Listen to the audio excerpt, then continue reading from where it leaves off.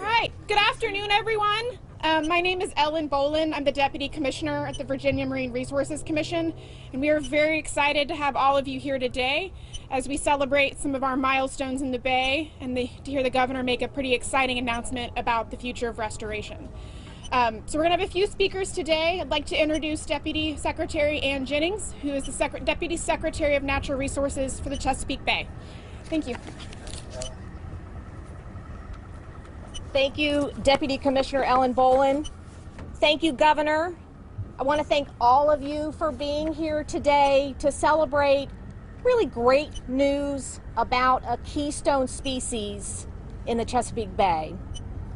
I have to admit, it's kind of nice to be in a small gathering to share some great news in what's been an otherwise rather challenging year. So thank you all for being here. So let me ask you, why are oysters a keystone species in the Chesapeake Bay? It's pretty easy if you think about it. Oysters have an impact on all aspects of life in the Chesapeake Bay and the Chesapeake Bay region. They have been feeding us for thousands of years. Oysters contributed and continue to contribute to the culture and the history of Tidewater, Virginia. They also support a very important industry in the Commonwealth. And when you put them in the water, oysters are providing water quality benefits, and they're also there to support other fish and wildlife populations. So recognizing the importance of oysters as a keystone species in the Bay, the Commonwealth in 2014 signed on to the Chesapeake Bay Watershed Agreement, and in doing so committed the state and its Bay partner states to achieve our water quality goals for the Chesapeake Bay by 2025 and restore native oysters to 5 of Virginia Bay tributaries. So the first thing that did, signing that bottom line, committing to that 2014 agreement, it set in motion a science-based approach to determine how are we going to go about restoring 5 tributaries, where are we going to do it, how do we determine when we are successful. And it also solidified what was already a very strong partnership. The Virginia Marine Resources Commission, working very closely with the Virginia Institute of Marine Science, also working very closely with the Army Corps of Engineers, thank you, Colonel Kinsman, for being here, as well as NOAA, and then a host of fabulous NGO organizations in this community. The Elizabeth River Project, thank you all for the work that you do, and thank you for allowing us to be here today. Also the Chesapeake Bay Foundation, the Nature Conservancy, Lynnhaven River Now, and many others. So that was the foundational work, but it needed one more key factor if we're actually going to be successful, and that's leadership. That's leadership from Governor Northam in partnership with the General Assembly, making this work a priority for Virginia, and investing in our science-based oyster restoration plan and investing in natural capital.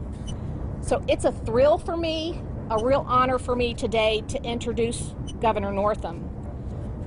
After he served in the Army and while he was working as a doctor, Governor Northam's political career started here in this community, serving in the Virginia Senate.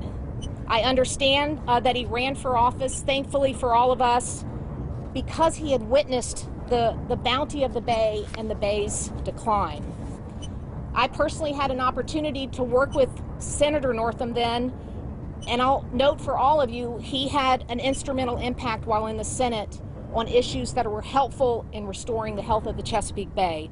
Initiatives that involved living shorelines, reducing nutrient pollution from lawn fertilizer, and one of my favorite, which was turning back what was a very ill-informed effort to introduce a non-native oyster to the Chesapeake Bay. So fast forward to today, Governor Northam has made meeting our Chesapeake Bay restoration goals by 2025 a top priority of this administration. He has advanced significant new funding for on-the-ground restoration work. He's recognized that climate change is an increasing threat to our efforts and slowing down our progress. He is implementing new programs that provide the public with reasonable assurance that we're actually going to get this work done. And now for the first time is making a capital investment in our natural capital, that's oysters. And I'm glad that the governor also now serves as the chair of the Chesapeake Bay Executive Council and has made very clear early on that he will be a very active and engaged chair during his final year in office. So it's my honor. I ask you all to join me in welcoming our 73rd Governor of the Commonwealth of Virginia, Governor Ralph Northam. Thank you so much. Wow. Well, good afternoon. It is always, as I say, good to be back in 757. This is where Pam and I raised our family, and I want to thank all of you. Ann, you did a great job to acknowledge all these folks, but thank all of you for being part of this collaborative effort to really restore the health of our Chesapeake Bay and our tributaries. As Ann said, we do go back a ways. Time marches on for sure, but you know, all of the projects that I have been involved with, whether it be removing nutrients from the bay, the living shoreline, she mentioned a lot of those things. She has been there every step of the way. So, Ann, on behalf of the Commonwealth, just thank you for all that you've done to restore the health of the bay, and to also your Secretary of Staff, certainly our Secretary of Natural Resources, and all the folks that have worked so hard on this. So we certainly thank you for all that you've done, and it's been a great relationship that we have had over the years. It's always good to be back in the city of Norfolk, and I just want to acknowledge our mayor, Kenny Alexander. Kenny, thank you so much for your vision and for your leadership over the years. Kenny and I also go back a ways. He served in the House of Delegates and then in the Senate with me, and we miss you in Richmond, Kenny, but I'm so proud of all the work that you've done. You've got a city now that's just visionary, it's progressive, it's innovative, and as I always like to tell people, it's also very inclusive, and that's what's really important to all of us. So thank you for your leadership, and thanks for being here today.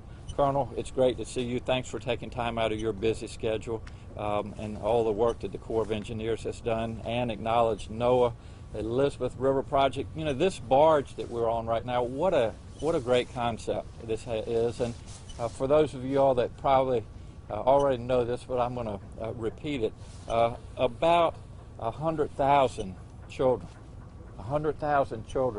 have been able to be on this barge with their teachers and really get hands-on training on what we're doing to restore the health of the bay. And you know, what we're doing is not only for us, but it's also for our future, our children and their children. And so to have them be able to come out here and be part of this, it's just it's so visionary. And so thanks to the Elizabeth River Project.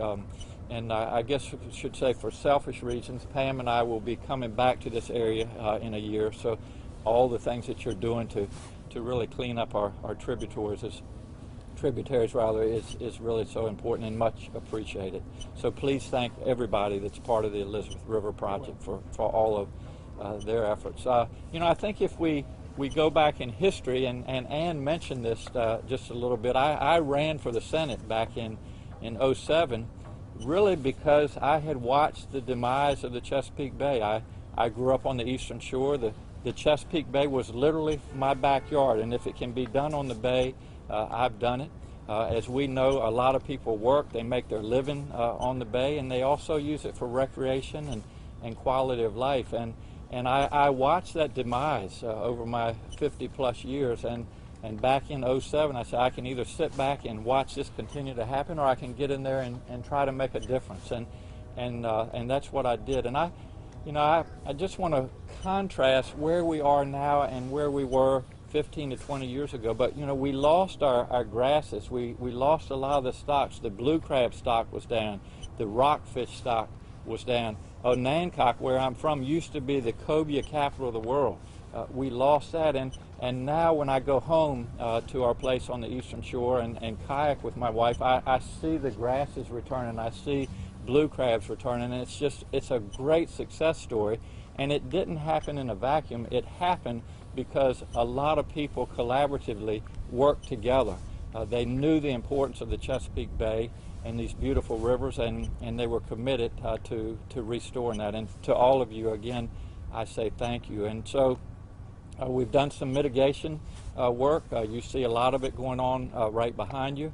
We know that there are things like creosote and other carcinogens on the bottom of these waters, and they're being cleaned up, and that's a great thing. But as Ann said, we're very proud of oyster restoration. And Ann, I was actually going to ask you, where are the oysters that came out of these shells? Because that might be maybe you and maybe Mayor Alexander could answer that question. But we know the importance of oysters and how they clean the water. And as you know, my wife Pam used to work with Lynn Haven River now, and she would give me a hard time if I didn't remind everybody that one oyster will filter about 50 gallons of water per day. And so if you take all of these oysters and all the restoration that has happened, that's why the health of the Chesapeake Bay and these rivers is returning. So we are investing $10 million for oyster restoration. As Ann said, our goal was to restore 5 rivers, the Lynn Haven River, the Lafayette River, the Piankatank, the Great Wicomico, the York River, and now the Elizabeth River. So we've actually gone ahead of what our goal was. We now have 6 rivers that we've done oyster restoration on, and we'll continue to do that. So as we move forward, our work is obviously not done. We know what harms the health of the bay. Point source, our water treatment facilities, which we're upgrading throughout Virginia. We know that agricultural runoff is something that we continue to be vigilant or need to be vigilant with, and the farmers are really working closely with us. And then storm runoff, and we're taking a lot of mitigation measures to clean up what's going in from storm runoff. So we need to continue to do that. We need to continue to restore oysters, and this is just, again, another great step in that direction. So again, to all of you that have been responsible for this restoration, it's a proud day for I think us here in Norfolk, but it's also a proud day for Virginians, because this is important not only for us but for future generations. So on behalf of Virginia, I say thank you. Appreciate it.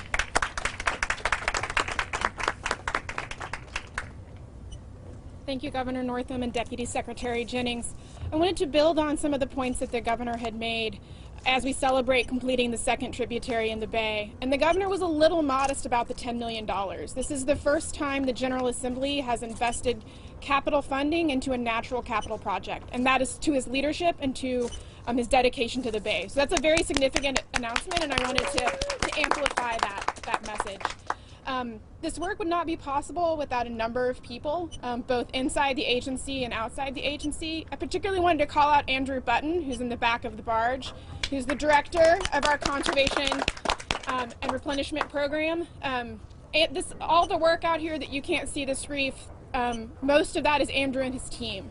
This summer they built 21 acres of oyster reef here, and they also added about 33 acres to the Piankatank. And the dedication that Andrew had this summer in terms of continuing our restoration work while keeping his team safe is pretty incredible.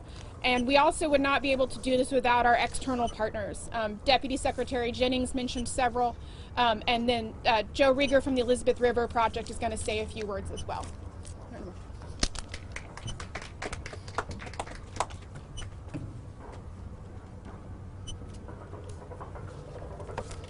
Good afternoon, everyone. I'd like to welcome Governor Northam, Mayor Kenny Alexander, Deputy Secretary Ann Jennings, and Deputy Commissioner Ellen Bolin to the Learning Barge. And this is the greenest vessel in the U.S. And hopefully after this you walk around and take a look at some of the really cool elements of the barge. But today we're here to celebrate the Eastern Branch, and the key message is that this branch will become the second tributary in Virginia to be fully restored for oysters, and that goal was set by the Chesapeake Bay program. And if you remember, a few years ago, the first tributary was a branch of the Elizabeth, which was the Lafayette branch. And we did that work with also VMRC, Chesapeake Bay Foundation, and a number of other partners. This goal being reached today could not have been met without a number of other partners, including, again, Virginia Marine Resources Commission.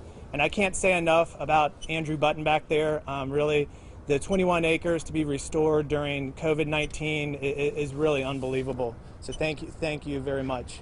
Also, the city of Norfolk for their oyster restoration efforts here on the Eastern Branch. The community as a whole, homeowners along the shoreline, allowing us to put oyster reefs in front of their homes, working also with the Chesapeake Bay Foundation to seed and monitor these reefs on the Eastern Branch. The Eastern Branch has been coined the Lost Branch because little effort was put into the restoration of this branch. And as a result, this branch had some of the poorest water quality conditions in the Chesapeake Bay and the Elizabeth River. However, all that changed in 2014. Right here at Grandy Village in that back room, ERP, Elizabeth River Project, convened 100 stakeholders from around the community, and we developed a watershed plan for this Eastern Branch. We set very specific goals for this plan, and as part of one of those goals was to restore 10 acres of oysters in the Eastern Branch. Many thought that was pretty ambitious at the time, but today I'm happy to report that we're over 10 acres. We went over that by at least 10 acres, that goal. The community plan that was established not only focused on oysters, but set goals for other projects in the watershed. An example is just behind us at Ohio Creek, which is a project being spearheaded by the city of Norfolk. There, a new living shoreline and flood protection measures are being implemented. And also, this plan laid the groundwork for the revitalization of Harbor Park that the city of Norfolk is now pursuing. We restored over 15 living shorelines since 2014 in this tributary. And we are now working also with Norfolk State University and having students monitor the water quality of this river. I'm proud to also report that recent water quality data is showing improving trends in the Eastern Branch. Where we were sitting at a D, we moved up to a C. So we are seeing improvements in the water quality in this branch. While 2020 has not had many moments of celebration, today is not one of those. Today is a shining example of what partners can do working together and what we can do when we reach for a common goal. Today, the Lost Branch is now found, and it's showing promise of full recovery. We can't stop there. In fact, this upcoming year in 2021, we plan another 2.5 acres of restoration with our partners. And the Elizabeth River Project would just like to thank all the partners involved in these restoration efforts, and we look forward to continuing our mission to restore the Elizabeth River to the highest practical level of environmental quality. Thank you.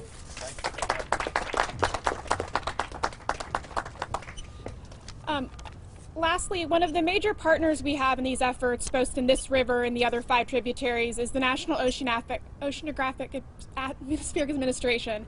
Sean Corson from the Chesapeake Bay office could not be here today, but he did send a quick comment. Virginia has demonstrated outstanding leadership in this bay-wide restoration effort, not only playing a critical role in the 5 tributaries they initially agreed to, but going even further by selecting a 6th.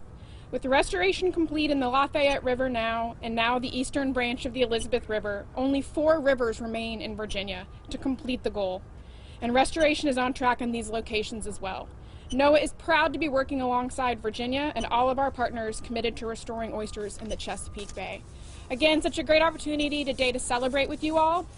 Quick note on what's going to happen next. So, as you guys can see in front of you, we have some shells and some rocks for those of you who would like to sign your name. We are then going to put a select few people on a boat, given COVID restrictions, so we appreciate everybody's cooperation in that. And we're going to go across the river and finish the completion of this reef. So thank you all for being here today. If you could, 6 feet apart, sign some rocks and some shells, and then we will do a quick boat ride. Thank you all.